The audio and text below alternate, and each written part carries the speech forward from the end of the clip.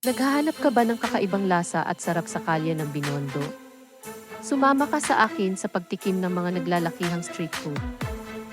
Una nating tikman ang sikat na siomai sa Binondo. Hindi lang ito basta siomai, ito'y puno ng lasa at sarap na dala ng tradisyon.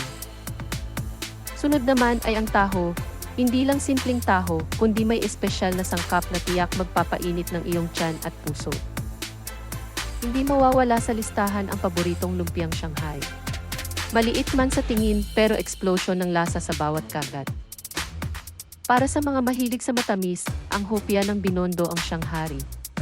Iba't ibang flavor pero pare-parehong yumayakap sa iyong panlasa. Isang hindi malilimutang karanasan ang kumain ng kwek-kwek sa kalye. Kulay nito pa lang, siguradong magugutom ka na.